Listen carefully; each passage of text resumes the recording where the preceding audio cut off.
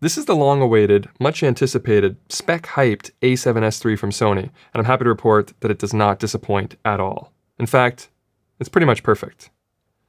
Let's get undone. Gerald Undone. He's crazy. What's happening, everybody? I'm Gerald Undone, and I let the dogs out? Alright, let's tackle some expectations for this video right off the hop. 1. I am not a Sony fanboy, and I don't want to hear any nonsense in the comments about brand loyalty.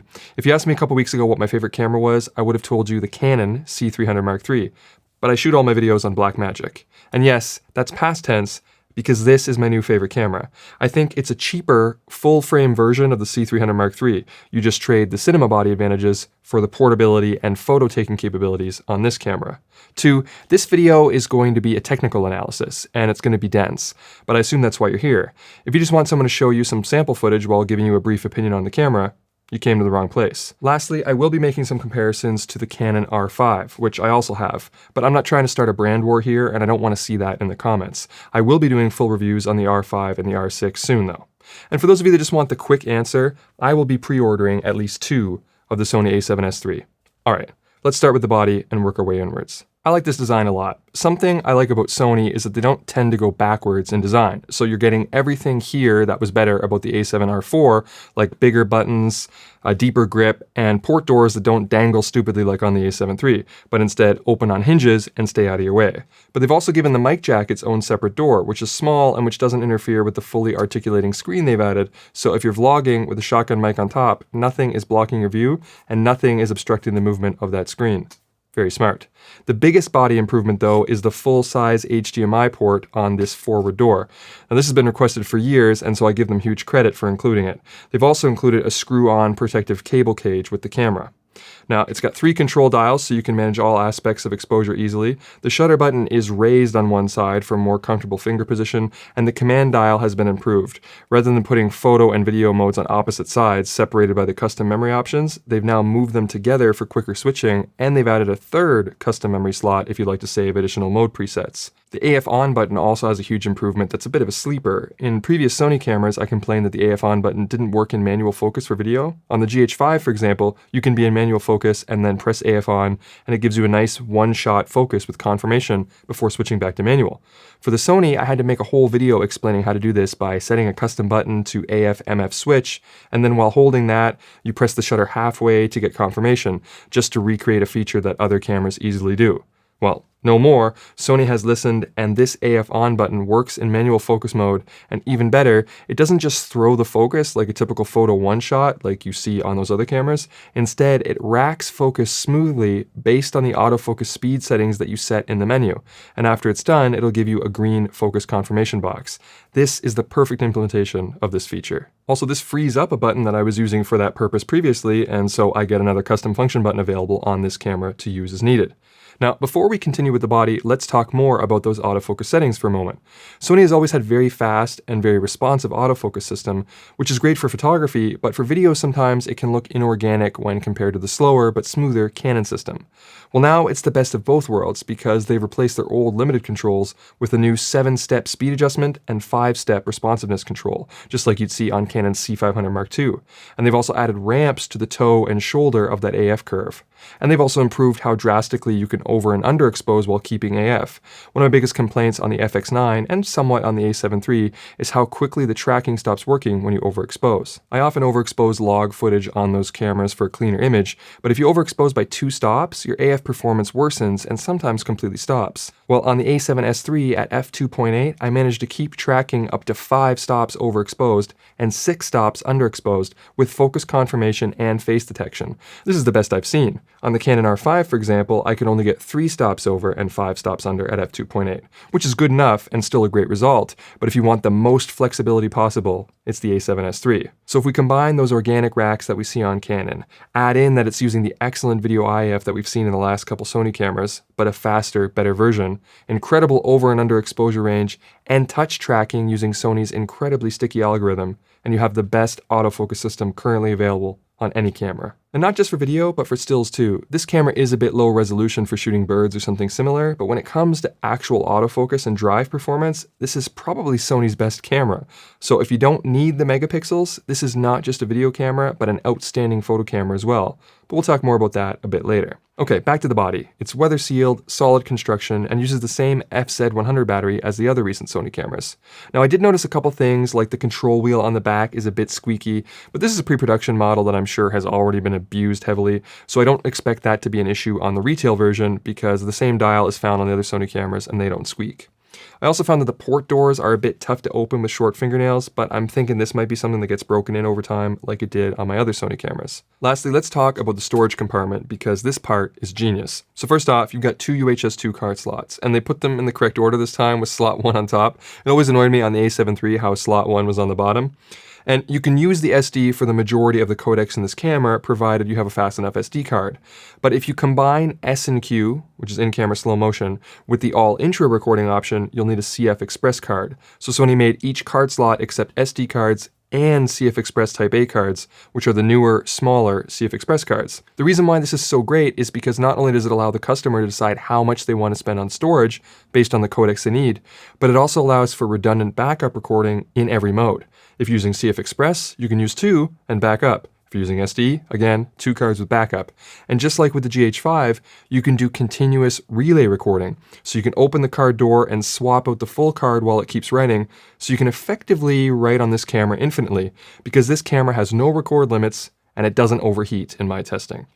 And those last few sentences are why this camera has rendered the recent Canon mirrorless releases pretty much obsolete for video already. On the Canon R5 for video, you can only record to either the single SD or the single CF Express without backup recording, and the camera leans heavily on CF Express, so you pretty much have to buy the expensive cards. And there's no card swapping because if you open the card door, the camera basically turns off. The R5 also has a nasty overheating problem unless you film in a blurrier, noisier mode, which even then is still inexplicably limited to 30 minutes. And there's virtually no ergonomic advantages anymore either because Sony now has the flip screen and they've completely revamped their menus to something similar to what Panasonic does with these cascading vertical tabs that can be controlled with touchscreen gestures, including swiping. The menu's also organized into more logical categories with better names than before, and this is a huge improvement and a smart play by Sony because it would have taken a lot of work, but I think it'll be an important factor in drawing more people to their system. For current Sony users though, don't worry, all of the same fine controls are still in this new menu. You can still map your custom buttons to like 60 different things, and you can still change the most obscure settings if that's what you're into. I am. But jumping back to the media and storage aspect, best card configuration of any camera ever.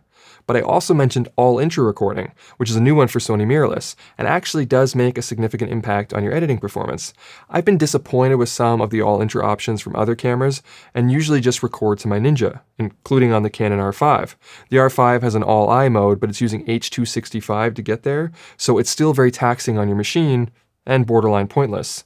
The A7S III's H.264-based all-intra recording edits smoothly on my computer and is a viable alternative to transcoding or external recording, and it can be captured to a V90 SD card as long as you're not in that S&Q mode. But you don't actually need to use S&Q mode or buy CF Express if you don't want to, because you can record 4K 120 internally 10-bit 422 with sound and autofocus at 280 megabits per second IPB encoding to an SD card.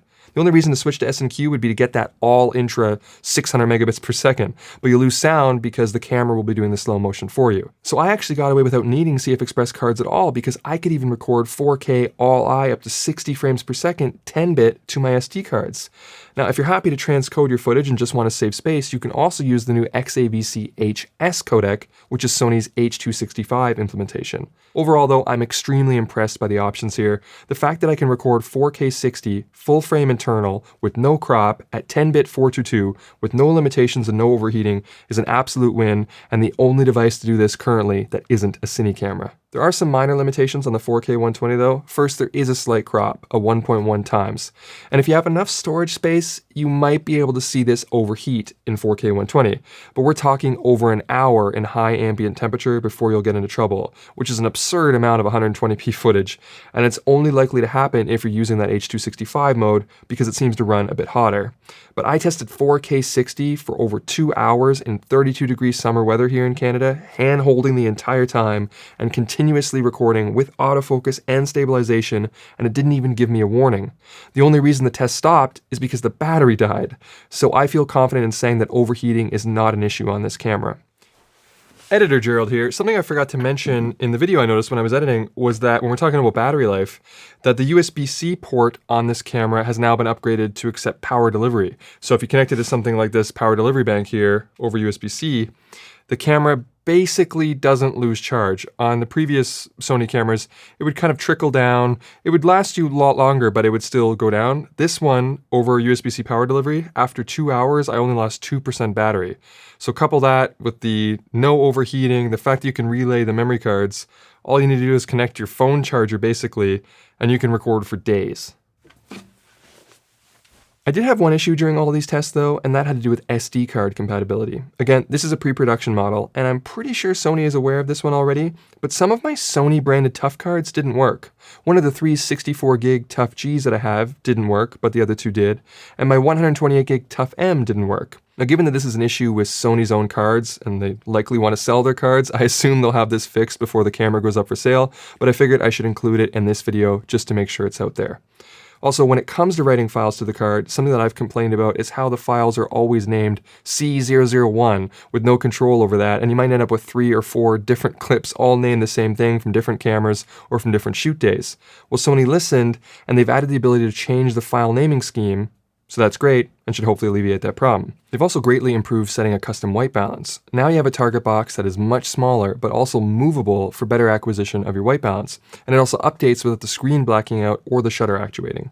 I appreciate this. However, the issue where you can't set a custom white balance when in one of the custom memory modes on the dial is still there. You have to be in the dedicated photo or video option on the dial to set a custom white balance. I wish this would be fixed. Although, to be fair, it's not that big of an issue for me on this camera because they finally separated the settings between photo and video, so I personally have less of a need for the memory preset options on the mode dial. The setting separation is done well and saves a ton of time. The only thing I noticed that carried over that shouldn't are zebras. If you turn zebras on for video, they stay on for photo for some reason. Small annoyance, but perhaps that can be easily tackled in firmware. Jumping back to the battery life for a minute, in my testing, it's pretty similar to the A7 III if you use it like the A7 III, so 2.5 to 3 hours for mixed use. But if you shoot all 4K 60 with active stabilization, you'll see a reduction down to about 2 hours. This is still a good result in my books, and I'm happy with the battery life. For photos, after about 90 minutes of mixed single shot and burst, taking around 150 images, I had 72% battery left. So it's hard to estimate and would depend a lot on how hard you go with your photos, but I feel confident in saying you will experience good battery life comparatively. Regarding that active stabilization I just mentioned, there is an updated IBIS system in this camera. You've got 2 modes, standard and active, similar to the ZV-1, but instead of active being a digital IS, the active on this camera just crops into the frame 10% to give the stabilization more room to work. You can do this in every recording mode except for 4K 120, which already has the 1.1 times crop activated, so you can only use standard, but everything kind of looks stable at 4K 120 anyway, so I wouldn't worry about that too much. In terms of how good the stabilization is, well, without a stabilized lens, so just using the IBIS, in photo mode with an 85mm manual lens, I was able to get down to 1/15th of a second shutter speed. If I put on a stabilized lens as well, at 90mm, I was able to get to 1/10th of a second. So satisfactory results for handheld photography. The stabilization is a bit better in the new Canons. I was able to get 1/13th of a second with just IBIS on the R5, and 1/8th of a second with body and lens working together on that camera. For handheld video, both modes on the Sony are sufficient to remove the shakes from your static shots, but active does work a bit better to make you a human tripod, and I find it perfectly usable for this purpose. My only complaint would be that when a stabilized lens is attached, you can't control the IBIS separately. You have to control the whole system from the lens. Canon is suffering from this problem too, and I would like to see both companies add more control to this in the menu. Now, when it comes to reducing footsteps, whether doing a follow shot or vlogging, while better than previous Sony cameras, it still isn't Panasonic level or even quite as good as the R5. However, it also doesn't suffer from that warpy wobbly stuff as bad as the Canon either, so depending on your use case, you might find this camera to be a better compromise. I generally don't vlog and don't care too much about this aspect. I think that if you want smooth shots, use a gimbal. But I do think that if you're going to vlog and you add a stabilized wide-angle lens into the mix, you're finally going to be happy with the results from a Sony camera. And a big part of that is because of the drastically improved rolling shutter. The worst thing about the a7 III, in my opinion, isn't the 8-bit, it's the rolling shutter. Well, here's a couple comparisons to show you. First, I strobed the camera, which will give you a sense of how quickly the sensor is reading out based on how much light it recorded or how thick the line is. As you can see on the a7 III, the lines are very thin, but on the a7S III, they're much thicker, meaning it reads out much faster to capture more of the strobe light. And here's a basic pan test. The a7S III shows a massive improvement here. It passes the threshold where I'm no longer concerned with rolling shutter, which will also translate into better handheld shots from the previous section. Okay, before we move on to dynamic range and exposure, I want to say a couple final notes about photography. I think people are going to look at this camera as a video-only camera, but I think that's undervaluing it a little bit. If you're someone like me who needs photography as a supplement to their videos, whether that be social media posts, thumbnails, or BTS shots, I think you'll find this camera quite capable and might save you from needing to buy a dedicated photo camera. If you're shooting wildlife or blowing up your photos for prints, this camera isn't going to do it. But for social posts, I did an A/B test with a 45 megapixel photo from the Canon R5 and a 12 megapixel photo from the a7S III and cropped them into 200% and then 400%, and the majority of you picked B, which was a 12 megapixel image from Sony. There were no tricks, just a combination of things at play. First off, when you don't have enough pixels, the edges get rougher and more contrasty when cropped, which when further corrupted by internet compression, can make an image look artificially sharper. People generally always choose the sharper image when doing those A/B comparisons, because they think it's more detail. But sharper in this case meant fewer megapixels, not more. So for Instagram, no one's going to notice. Also, the image quality of the a7S III is fantastic. It's not always about the megapixels, but what you do with them. Here's a comparison between the 8K image out of the Canon R5 and the 4K image out of the a7S III using the same lens. While the Canon is better here, they're surprisingly close considering the Canon has 4 times the resolution. And if we compare the Canon's non-oversampled 4K to the Sony's non-oversampled 4K, the Sony wins easily. It even looks better than the 6K oversampled from the a7 III, so don't let the lower resolution worry you, these images are fantastic. Also, when it comes to photography, this camera has the best viewfinder I've ever seen. It honestly looks like real life, like looking through an exposure-compensated optical viewfinder, if that makes sense. It's incredibly high resolution and very fast, and the buffer on this camera clears impossibly quickly even when shooting uncompressed RAW plus JPEG at the highest drive mode with only SD cards. You can get over 200 images in a single burst before it even starts to slow down.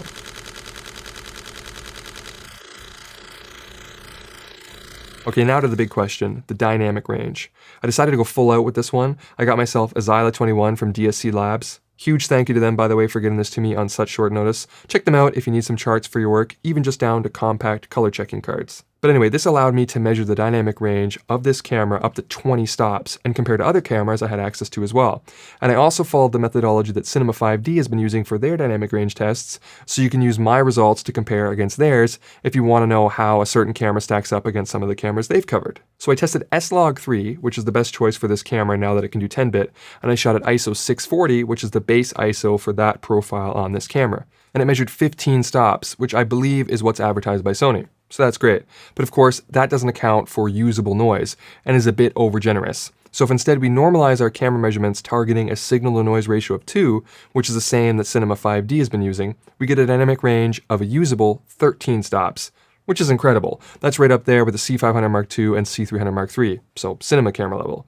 Comparatively, the a7 III only got 11.3 stops, and the Blackmagic Pocket cameras get in the high 11s. And I'm going to be doing full videos on this and on the Canon R5 and R6, but as a sneak peek, the R5 only scored 11 stops in Canon log, so significantly worse than even the a7 III. While I was at it, I tested some other profiles on the a7S III, like Cine1, which got 11.8 stops, S-Log2, which got 12.8, and HLG3, which got 13 stops, which is surprising to me because it tied S-Log3, although it does have darker blacks, so it might be a good option if you want an image that requires less post-work without giving up much dynamic range. I then took S-Log3 and worked my way up the ISO range to see when the dynamic range starts to fall off, and I found something very surprising.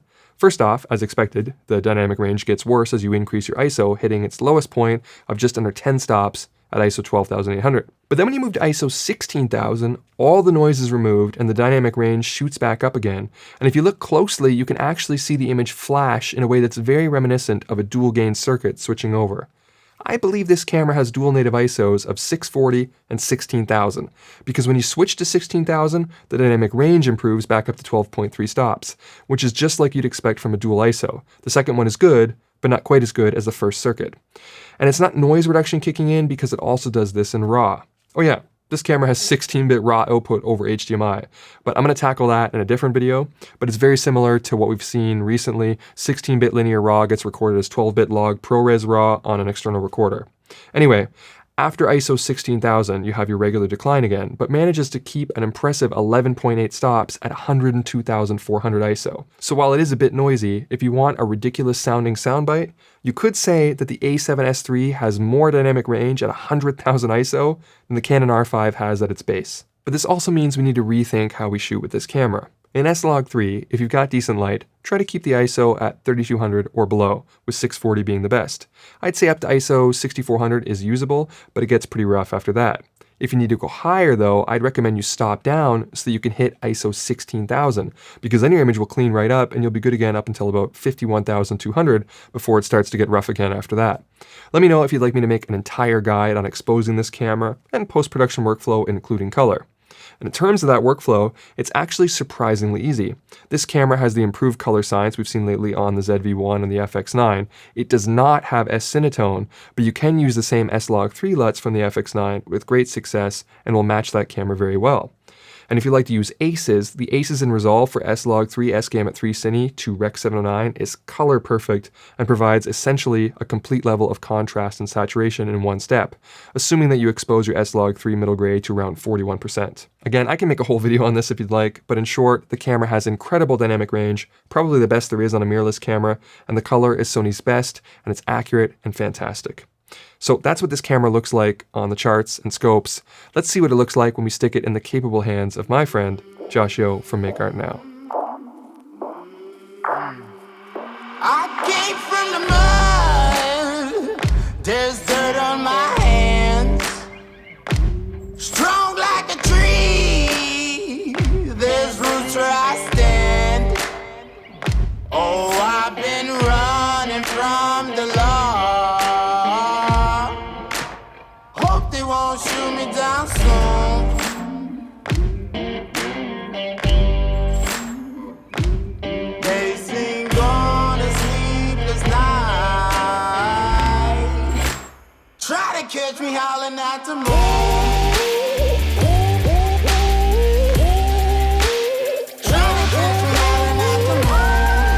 Josh and I had limited time with this camera, so we kind of split the tasks. He went out shooting and I did all the lab tests. Let us know if you'd like to see us do more videos using this technique in the future, and check out Josh's video on the A7S III when you're done here, if you haven't already.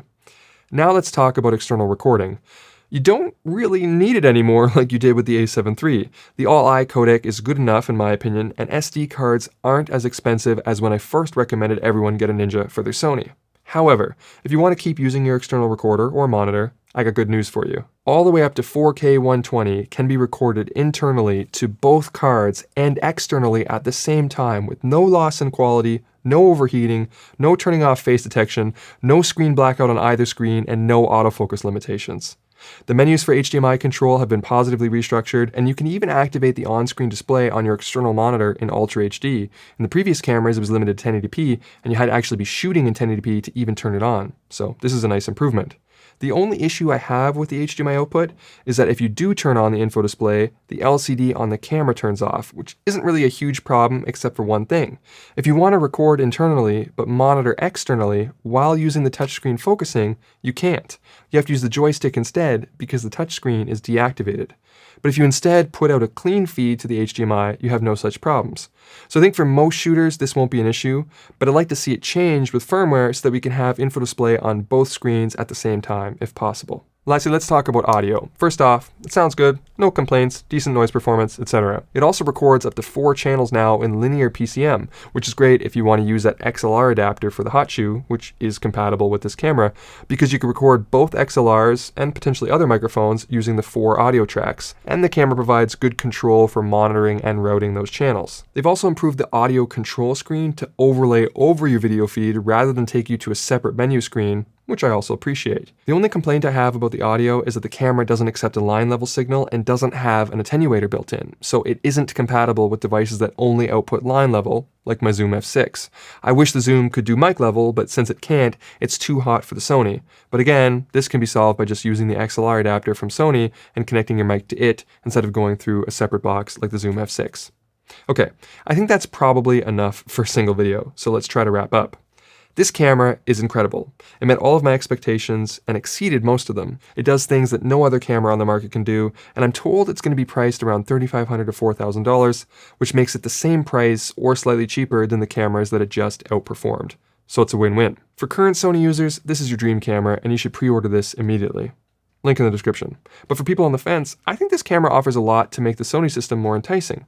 Better ergonomics and menus with full touchscreen control, no quirks or limitations, no overheating, a great selection of lenses, best-in-class dynamic range and rolling shutter performance, terrific codecs and recording options with editing support that can make your entire post-production workflow a breeze without giving up an ounce of quality. For video, it truly has it all.